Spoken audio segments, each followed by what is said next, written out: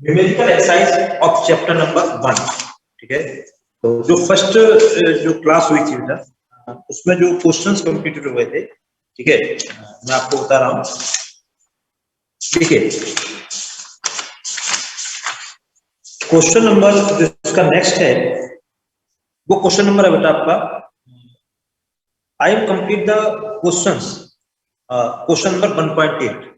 तो 1.8 क्वेश्चन तक exercise complete थी। Now I am start the question number 1.9। Question number 1.9, ठीक है बेटा। तो मैं क्वेश्चन रीड कर रहा हूँ, एक बार आप ध्यान से सुने। A system has two charges, आप भी एनसीईआरटी बुक से रीड करें। A system has two charges QA equal to 2.5 10 to the power -7 coulomb and QB is equal to -2.5 10 to the power -7 coulomb. Located at points A 0 0 -15 and B 0 0 +15।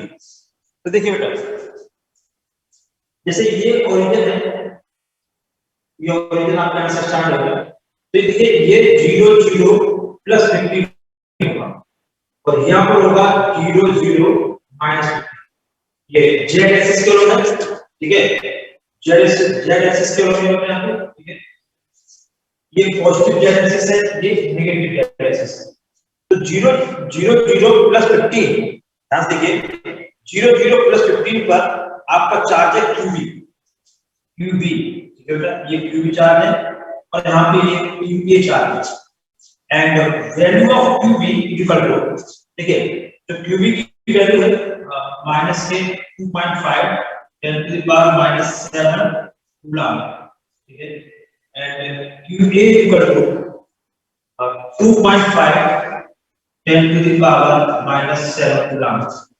देखिए जो QB है वो आपका charge है -2.5 10 to the power -7 coulomb और जो QA charge है वो है 2.5 10 to the power -7 कूलम। तो आप ध्यान से देखें, QB equal to -2.5 10 to the power -7 coulomb, QA equal to 2.5 10 to the power -7 coulomb, ठीक है बेटा। 0 0 15 इसका सेंस है कि ये जो डिस्टेंस रखेंगे ये 15 सेंटीमीटर है ओरिजिन से और ये डिस्टेंस भी 15 सेंटीमीटर है, ठीक है। तो distance between the two charges, अगर हम पूरा कंप्लीट डिस्टेंस फाइंड करेंगे, कंप्लीट डिस्टेंस फाइंड करें, तो this distance is 15 + 15 equal to 30 centimetre या 0.30 मीटर। तो distance between the two charges means 15 + 15 equal to 30 centimetre 0.30 metre and it is divided by 2a, तो 2a equal to 0.30 metre, ठीक है। हमको जो फाइंड करना है इसमें ध्यान से देखें, तो क्या चीज फाइंड करनी है? What are the total charge and electric dipole movement of the system. जब भी फाइंड टोटल चार्ज, ठीक है, total charge Q equal to कितना होगा बेटा? QA plus QB। ध्यान से देखें आप, Q equal to QA plus QB। तो देखिए QA पॉजिटिव है 2.5 10 to the power -7 और QB जो है वो नेगेटिव में है, ठीक है बेटा। तो इसमें क्या होगा, ये दोनों कैंसिल हो जाएंगे, टोटल चार्ज आपका 0 हो जाएगा। One charge is positive, other charge is negative, so total charge is 0। अब इसका क्या है कि नेक्स्ट जो कहता है कि डाइपोल मोमेंट फाइंड करते हैं आप, डाइपोल मोमेंट, ठीक है। तो इसमें देखिए डाइपोल मोमेंट जो है उसका फॉर्मूला क्या होता है, P equal to magnitude of either charge into distance. तो magnitude of either charge Q का कोई सा भी सकते हैं, एक चार्ज है Q और ये मैग्नीट्यूड होना चाहिए, कोई सा भी चार्ज दो मैग्नीट्यूड में। अगर आप नेगेटिव चार्ज लेते हैं जैसे Q लिया आपने, तो वैल्यू उसकी नेगेटिव है लेकिन मैग्नीट्यूड में आप वैल्यू पुट करेंगे इसकी। तो QA का मैग्नीट्यूड कितना होगा 2.5 10 to the power -7 into 0.30, ठीक है बेटा। आप यहां इसको सॉल्व कर लेंगे और आंसर आएगा कूलम मीटर। अब आपको बेटा नेगेटिव चार्ज है पॉजिटिव चार्ज है, डाइपोल मोमेंट की डायरेक्शन जो होती है नेगेटिव टू पॉजिटिव चार्ज होती है। तो नेगेटिव टू पॉजिटिव चार्ज से हो गया, इसकी जो डायरेक्शन होगी नेगेटिव z एक्सिस के लंब होगी, इधर नीचे की तरफ आ रहा है, ये प्लस जेड है और ये माइनस जेड है। ये 0 0 प्लस 15 है, प्लस 15 इसमें एक्स कोऑर्डिनेट y कोऑर्डिनेट, ये जेड कोऑर्डिनेट है, ठीक है, इसलिए प्लस जेड है, ये माइनस जेड है। डायरेक्शन नेगेटिव टू पॉजिटिव चालू होती है बेटा, फिर डाउनवर्ड आ गया, तो डायरेक्शन क्या होगी इसकी, negative along negative Z axis.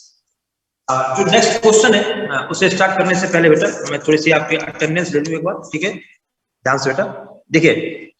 तो जो आप तब तक आप नेक्स्ट क्वेश्चन रीड करिए आप लोग, देखिए नेक्स्ट क्वेश्चन रीड करें आप लोग।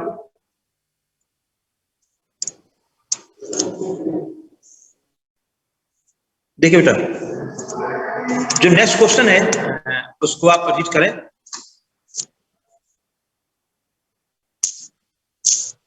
देखिए बेटा ध्यान से सुने नेक्स्ट क्वेश्चन को।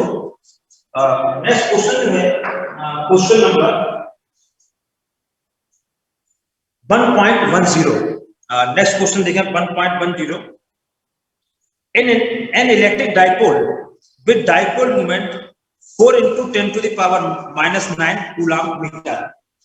देखिए डाइपोल मोमेंट का जो साइन है वो आपका p है, तो इसमें जो वैल्यू गिवन है हम उसको नोट करते हैं। Dipole moment p equal to 4 into 10 to the power minus 9 coulomb is aligned at 30 degree।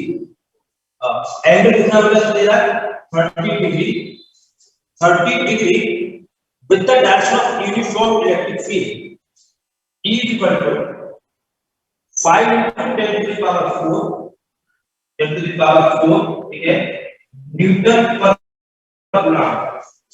Calculate the measure of the torque acting on the dipole, ठीक है। अब आप दोस्तों ध्यान से बैठो। In this question, dipole moment is given, electric dipole moment is given 4 into 10 to the power minus 9 coulomb meter. At angle between dipole moment and electric field is theta. Theta equal to 30 degrees is given. Value of electric field, strength of electric field, intensity of electric field 5 into 10 to the power 4 unit newton per coulomb, and I am find the torque. अब देखिए torque का जो formula होता है वो होता है आपका P sin थीटा। टॉर्क का फॉर्मूला क्या होता है, torque equal to tau equal to P sin theta. तो आप P की वैल्यू पुट करें बेटा 4 into 10 to the power minus 9 into E, अब 5 into 10 to the power 4 into sin 30 degree, ठीक है। तो देखिए value of P, value of E sin 30, value of sin 30 होता है वो आपका हाफ होता है 10 to the power minus 9 5 into 10 to the power 4 into 1 upon। देखिए मैं ये कितना चला जाएगा और 5 into 2 10, तो 10 into minus 9 plus 4 minus 5 हो जाएगा, 1 minus 5 ये 10 का minus 4 हो जाएगा। यूनिट क्या होगी न्यूटन, ठीक है। तो आपको P गिवन है बेटा, ठीक है, डाइपोल मोमेंट गिवन है, थीटा गिवन है, E गिवन है, तो फॉर्मूला कौन सा यूज करते हैं, torque equal to P sin। ये जो क्वेश्चन था ये क्वेश्चन नंबर था 1.10, ये था क्वेश्चन नंबर 1.10, ठीक है। Now I read the next question. आप भी एनसीईआरटी बुक से क्वेश्चन अपना रीड करें बेटा। A polythene piece rubbed with a bowl is found to have a negative charge। देखिए बेटा negative charge of 3 into 10 to the power minus 7 coulomb, ठीक है। तो Q इक्वल टू 3 into 10 पर minus 7 माइनस में आ जाएगा, मैग्नीट्यूड में ये प्लस में रहेगा। Estimate the number of electron transferred from which to which if there is transfer of mass from wool to polythene, ठीक है बेटा। अब आप ध्यान से देखिए, a polythene piece rubbed with a wool, ठीक है। यहां पर कुछ सब्सटेंस है पॉलीथीन और वूल, तो पॉलीथीन और वूल कुछ सब्सटेंस है और polythene piece rubbed with a वूल। देखिए बेटा ये पॉलीथीन है और इधर जो है वूल है, ठीक है। ये polythene piece rubbed with a wool is found to have a negative charge. तो देखिए पॉलीथीन पीस पे जो नेगेटिव चार्ज है उसकी वैल्यू होता है -3 into 10 to the power minus 7 coulomb, जब पॉलीथीन का बेटा नेगेटिव चार्ज है, that means electrons are flowing from wool to polythene. ठीक है, आप भर करेंगे, इलेक्ट्रॉन जो है वूल टू पॉलीथीन फ्लो कर रहे हैं, और इलेक्ट्रॉन नेगेटिव चार्ज पार्टिकल जिस पे इलेक्ट्रॉन पहुंचेंगे, when polythene is not with wool drop, electrons are flowing from wool to polythene. Electron is negative charge particles, so charge on the polythene is negative and charge on the wool is positive. तो करें polythene पे इतना charge है -3 into 10 to the power -7 coulomb. Estimate the number of electron transferred from this to wool। तो transfer किससे होगा? wool से लेकर polythene तक। हमको number of electron n find करना है। देखिए q इक्वल टू होता है n, ध्यान से देखना, अगर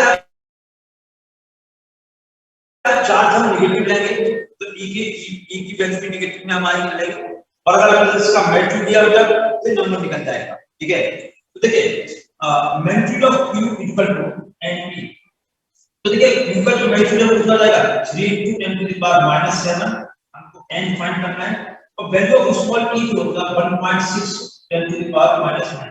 तो देखिए यहां से n 3 into 10 to the power -7 upon 1.6 10 to the power -90। ठीक है, और यहां से आप n फाइंड करें। ठीक है, अगर आप जैसे यहां पे नेगेटिव वैल्यू लगा देते -3 into 10 to the power -7 लगा देते तो यहां पे फिर -1.6 आएगा। अगर आप मान लीजिए नेगेटिव वैल्यू आप ले रहे हैं, ठीक है, जैसे नेगेटिव लिया आपने 3 into 10 to the power -7 equal to n, तो इस पे आपका नेगेटिव चार्ज होगा क्योंकि इलेक्ट्रॉन पे चार्ज नेगेटिव होगा। ठीक है, फिर आप इसको ले लें, अगर आप यहां पे नेगेटिव दे दो तो इधर भी आप नेगेटिव देंगे, तो नंबर ऑफ इलेक्ट्रॉन्स में नंबर ऑफ जो पार्टिकल्स होते हैं वो नंबर पॉजिटिव आएगा, और अगर आपने नेगेटिव लिया तो इक्वल टू पॉजिटिव। तो यहां से देखिए n फाइंड हो जाएगा। ठीक है, इसके बाद इसी का जो सेकंड पार्ट होता है, एक बार आप सेकंड पार्ट को रीड करें, is there a transfer of mass from wool to polythene. अब आप देखिए आंसर, वो ये कह रहा है क्या वूल से पॉलीथीन की तरफ अब मास ट्रांसफर हो रहा है, तो देखिए मास ट्रांसफर हो रहा है, yes, mass is transfer from wool to polythene. ठीक है, अब वो क्यों हो रहा है, देखिए यहां से मास यस ट्रांसफर हो रहा है मास। ठीक है, जो मास ट्रांसफर होगा वो number of electron into mass of one electron होगा। Electrons are flowing from wool to polythene, अगर इलेक्ट्रॉन फ्लो करेंगे तो अपने इक्वल मास को ट्रांसफर कर देंगे, तो number of electron into mass of one electron. अब देखिए यहां से आप n फाइंड हो जाएगा, ठीक है, और जो n है इसमें कितनी होती है 9.1 10 to the power -31। देखिए यहां से आपका n फाइंड हो रहा है, आप वैल्यू पुट करेंगे n की वैल्यू ये गिवन है बेटा। ठीक है, तो हमारा मास ऑफ टोटल मास कितना फ्लो कर रहा है वो हमको फाइंड करना है। तो now I will be the question number 1.1। ठीक है बेटा, 1.12। now I am start the question 1.1। एक बार आप 1.12 रीड कर लेना एक बार। ठीक है, एक बार रीड करिए और मैं एक बार अटेंडेंस को चेक कर लूं। ठीक है बेटा, आप रीड करें एक बार, देखिए ध्यान से। ठीक है, तो नेक्स्ट क्वेश्चन आप रीड करें। ठीक है, तो इसमें नेक्स्ट क्वेश्चन जो है बेटा उसको आप रीड कर लें। ठीक है,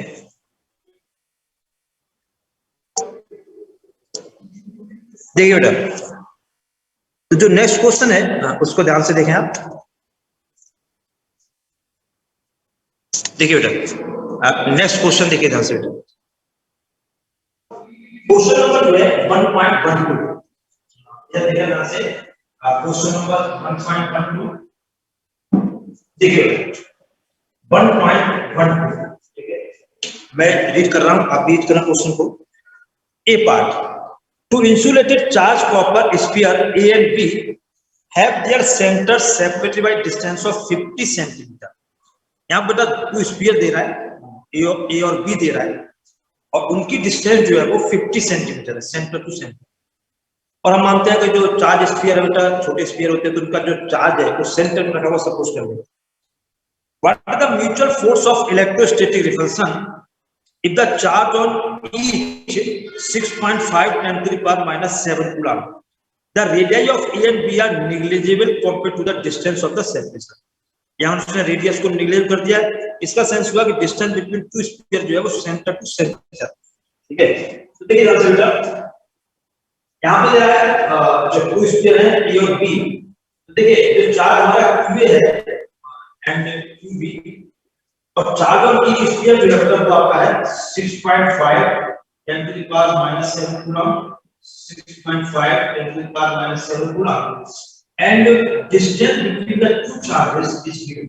Okay, और डिस्टेंस दे रहा है 50 सेंटीमीटर, तो जो यहाँ पर r है वो 0.50 मीटर।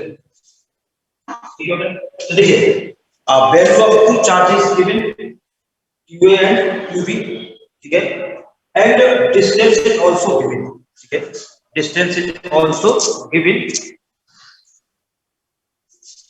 ठीक है बेटा, डिस्टेंस इज आल्सो गिवन, ठीक है। देखिए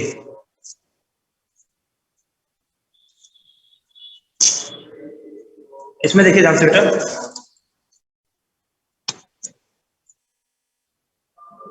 देखिए बेटा,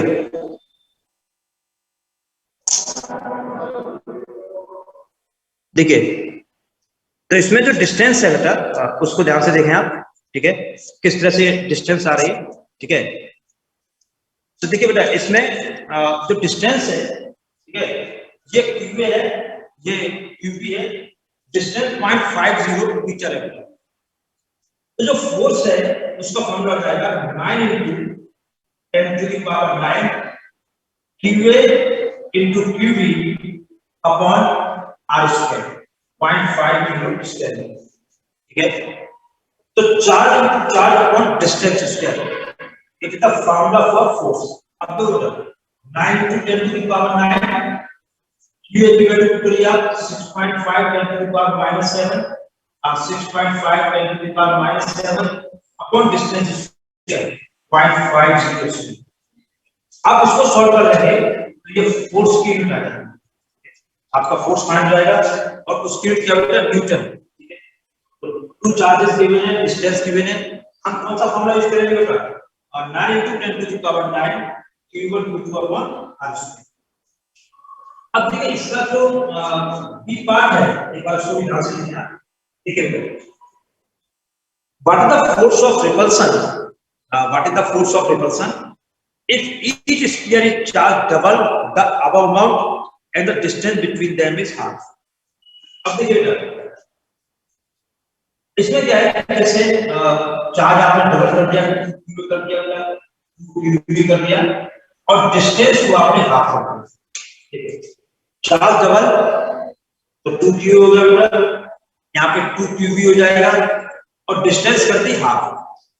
अब जो फोर्स का फॉर्मूला हो जाएगा 9 × 10 to the power 9, first charge 2qa, second charge 2qb upon distance square r upon 2 whole square.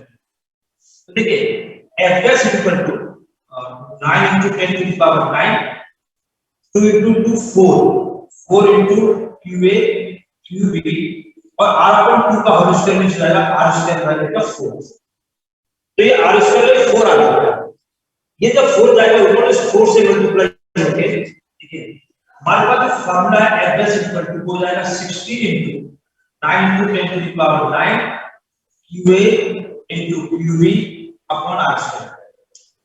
तो ये 4 × 4 ये 16 हो गया, और ये हमारा था अभी जो मैंने कैलकुलेट किया था फोर्स F, फर्स्ट पार्ट में कैलकुलेट हुआ, ये हमारा F के इक्वल है। जो हमने F की वैल्यू फाइंड किया फर्स्ट पार्ट में, उसकी वैल्यू आपको करते हैं 16 से मल्टीप्लाई करने में, तो ये अब इस कंडीशन में फोर्स फाइंड होगा।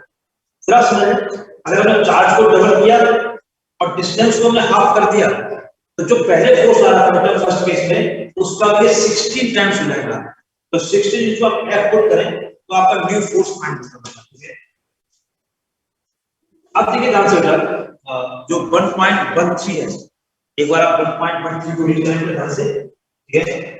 देखिए 1.13, और इसमें क्या है 1.13 को जो बेटा इसके जो एक्सरसाइज के नोट्स वगैरह है हम ग्रुप में अपलोड कर देंगे, तो आप अपनी फेयर कॉपी पे उनको नोट कर लेंगे, ठीक है। 1.13 मैं रीड कर रहा हूं, आप भी ध्यान से रीड करें। Suppose the spheres A and B in exercise 1.12 have identical size, A third sphere of the same size but uncharged is brought in contact with the first and then brought in contact with the second and finally removed from both. ठीक है, what is the new force of repulsion between A and B? अब आप देखो बेटा, हमारे पास जो sphere है पहला, तो चार्ज कितना होता है? ये हमारा स्फीयर ए है और ये स्फीयर जो है वो बी है। इस पे चार्ज हमारा है क्यू और इसको ध्यान से समझना बेटा, और इस पे चार्ज जो है वो q b, charge q b. मान लीजिए थर्ड स्फीयर जो है, थर्ड स्फीयर तो इसके फर्स्ट के कांटेक्ट में आया और जो थर्ड स्फीयर है बेटा उसे हमने क्यूसी माना, उस पे चार्ज जीरो है। उसमें लिखा हुआ है कि जो थर्ड आइडेंटिकल स्फीयर है बेटा वो अनचार्ज्ड है। अनचार्ज का सेंस हुआ कि उस पे चार्ज जीरो है। जब तो फर्स्ट इससे टच करेगा, ठीक है, ए से टच कर रहा है, ठीक है, ये सी पे टच कर रहा है और फिर ये मान लीजिए सेपरेट हो गया, बेटा। तो जो ए पे चार्ज होगा, ए पे चार्ज होगा, पहले कितना चार्ज था? क्यूए प्लस क्यूसी अपॉन 2, ठीक है, चाहे आप क्यूए निकालें और यही चार्ज होगा क्यूसी जैसे। जब वो टच कर रहा है तो टोटल चार्ज कितना है? तो पहले वाले पे क्यूए था, दूसरे पे क्यूसी, टोटल चार्ज हो जाएगा क्यूए प्लस क्यूसी, टच करने पर टोटल चार्ज। जब वो सेपरेट करेगा तो हाफ चार्ज तो ए पे चला जाएगा और हाफ चार्ज 50% चार्ज को सी पे आ जाएगा। तो क्यूसी डैश क्यू डैश यहाँ पे इक्वल होगा और वो होगा क्यूए प्लस क्यूसी अपॉन 2 के मीटर, क्योंकि आइडेंटिकल है। तो जब वो सेपरेट होंगे तो 50-50% चार्ज को डिवाइड कर देंगे। तो देखो बेटा, जो क्यूए है वो अभी कितना दे आपको 6.5 × 10⁻⁷। क्यूसी हमारा 0 है अपॉन 2, क्योंकि क्यूसी जो अनचार्ज स्फीयर है उस पर चार्ज नहीं है। तो यहाँ पर हो जाएगा बेटा 3.25 10⁻⁷ कूलम, ठीक है। इतना चार्ज आपका अब सी पे आ गया, इतना ही चार्ज बेटा ए पर है, ठीक है। तो अभी हमने आपको ये बताया हुआ कि जो थर्ड स्फीयर यानी कि सी स्फीयर जो सपोज किया हुआ है, जब वो ए के कांटेक्ट में आया और फिर सेपरेट हुआ तो charge on the a sphere आपका क्यू डैश है 3.25 10⁻⁷, charge on the c sphere जिसे हमने क्यूसी डैश मान लिया वो बेटा इतना है। अब ये स्फीयर जो आपका थर्ड स्फीयर है वो कांटेक्ट में आया बी के, ठीक है। अब ये बी के कांटेक्ट में आया थर्ड स्फीयर सी, लेकिन जब यहाँ पे सेकंड के कांटेक्ट में ला रहा है उसमें इस पे चार्ज जो है क्यूसी डैश होता है, ठीक है, क्योंकि जब ये फर्स्ट से सेपरेट हुआ तो अब उसके बाद चार्ज आ रहा है। अब आप देखो, आप अगर हमने सेपरेट किया इसको, ठीक है, सेपरेट किया तो जो बी पे चार्ज होगा जो QB plus Q dash C है अब उसका हाफ होगा। जब सेकंड थर्ड ने सेकंड को टच किया तो टोटल चार्ज हो गया QB plus Q dash C. जब वो सेपरेट हुआ तो फिर जो टोटल चार्ज है उसका हाफ चार्ज चला गया बी पे और उसका हाफ चार्ज आ गया सी पे, ठीक है। तो जो क्यूबी डैश है वो देखिए कितना होगा, क्यूबी कितना होगा 6.5 और 10⁻⁷ और क्यू डैश सी देखिए बेटा यहां से यूज करेंगे, एक बार क्यू डैश है प्लस 3.25 10⁻⁷। देखिए 6 + 3 9, ये टोटल चार्ज लगा बेटा 9.75 10⁻⁷ अपॉन 2, ये रहेगा बेटा 4 पॉइंट, ठीक है, 4 पॉइंट आ गया बेटा 80 बचा 70 तो 4.875 10⁻⁷ ये हमारा क्यूबी डैश हो जाएगा, ठीक है। अब इसका तो कह रहा है कि यहां से आप इनके बीच फोर्स निकालेंगे। देखिए क्यू डैश, ठीक है, ये कितना चार्ज है आपका 3.25 10⁻⁷ कूलम।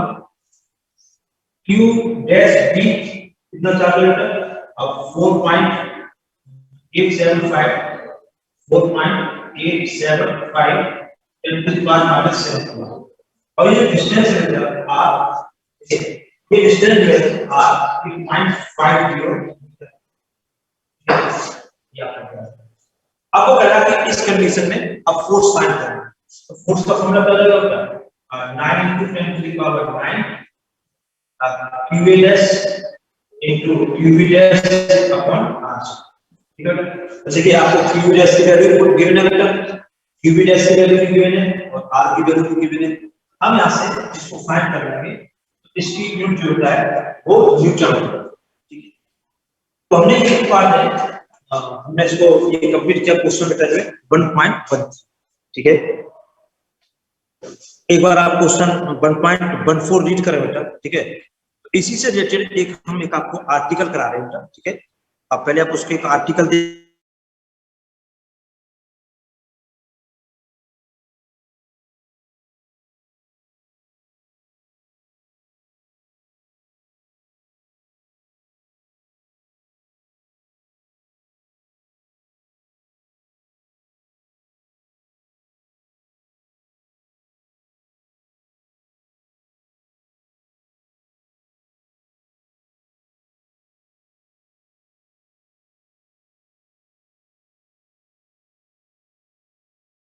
देख लें, ठीक है। और फिर इस क्वेश्चन को आप यहाँ पे जो आर्टिकल है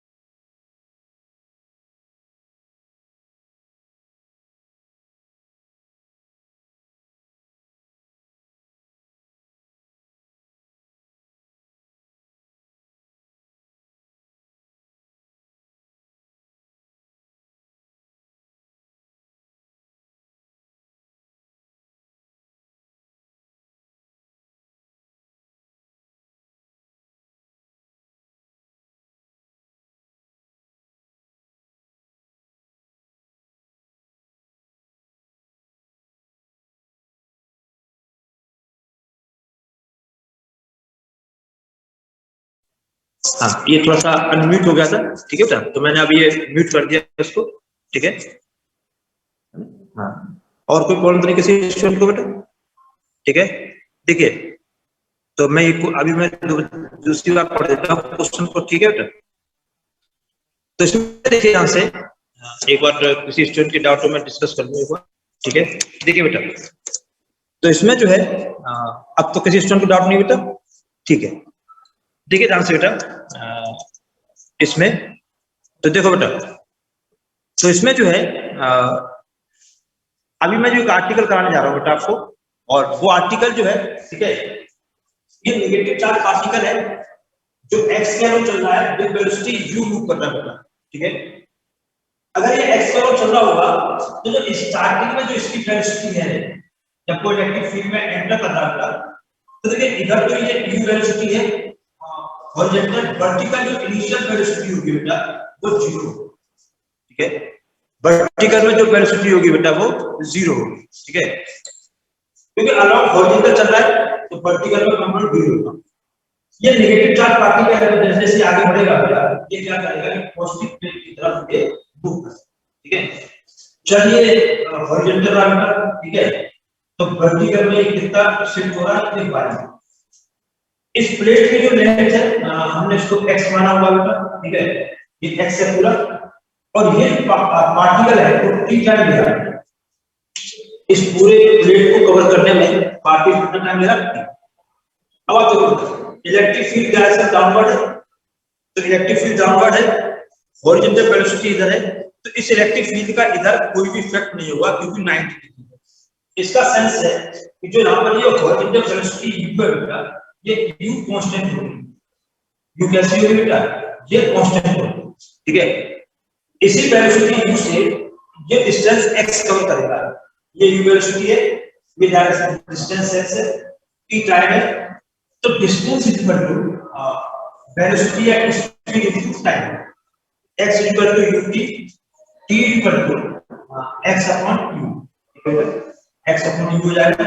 ये क्वेश्चन नंबर हमारा फर्स्ट है। Speed equal to distance upon time, तो distance equal to speed into time.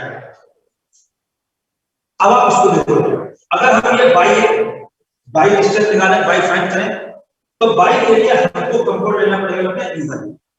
हमारे पास जो इक्वेशन होती है s equal to ut plus half a square से s equal to ut plus half a t square. कौन सा हमने इक्वेशन यूज किया? Second equation of question, s equal to ut plus half a t square. अगर आप by find करोगे तो vertical component level initial, जिसमें वो इलेक्ट्रिक फील्ड के अंदर मूव कर रहा है, स्टार्टिंग में एंटर कर रहा है, उसमें वर्टिकल कंपोनेंट कितना 0 है। देखिए y equal to u by 0 into t plus half a। अब तो यहाँ पर a क्या शो कर रहा है? एक्सीलरेशन। लेकिन आप जानते हैं कि एक्सीलरेशन जो होता है वो फोर्स अपॉन मास होता है, और फोर्स जो होता है वो होता है qv अपॉन n। ध्यान से देखिएगा, acceleration equal to force upon mass, और f इक्वल टू qv, तो qv अपॉन n। आप इसमें वैल्यू पुट कर देंगे, qv इक्वल हो जाएगा qv upon n into t square. तो y इक्वल टू हो जाएगा बेटा, देखिए qt upon m into t square करोगे तो ये x अपॉन q आ जाएगा, तो स्क्वायर में x स्क्वायर अपॉन q, ठीक है। तो देखो बेटा, y में यहाँ 1 पावर है, x में यहाँ पावर 2 है, तो एक पैराबोलिक इक्वेशन होती है, तो इसका पार्ट कैसा होता है? पैराबोलिक।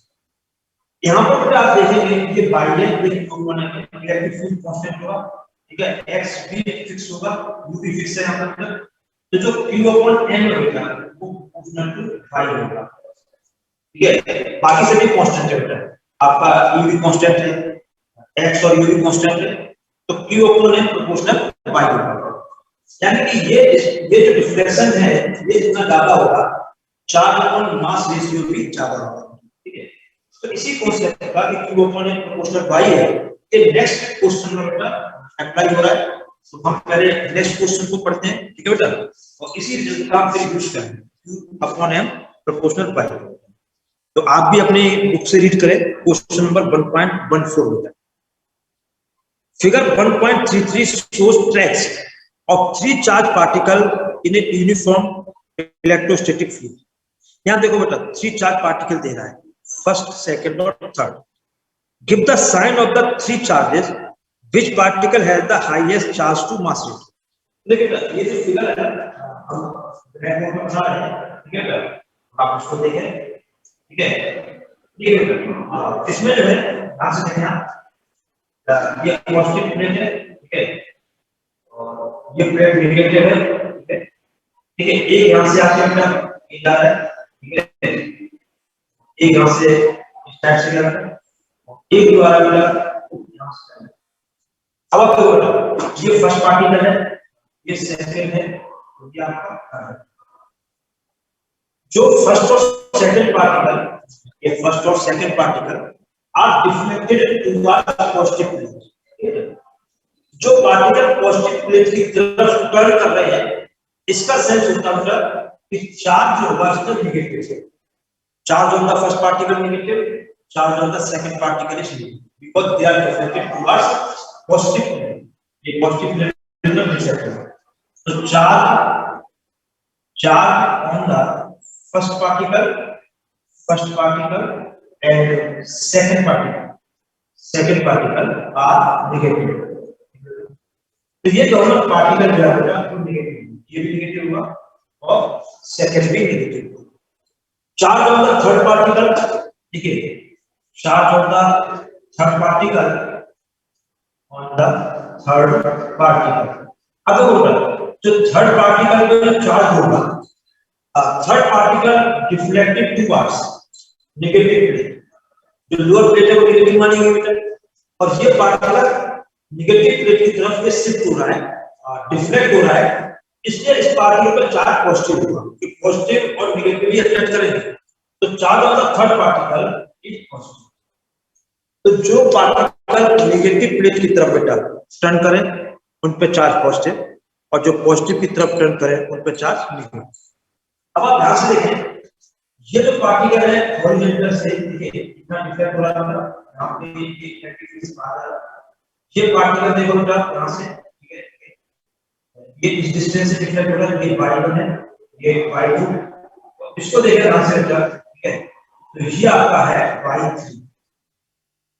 तो आप देखिए फर्स्ट पार्टिकल डिफ्लेक्शन y1 है, सेकंड का डिफ्लेक्शन y2 है, और थर्ड का डिफ्लेक्शन y3। तो आप इसमें देखेंगे कि y1 less than y2 less than y3।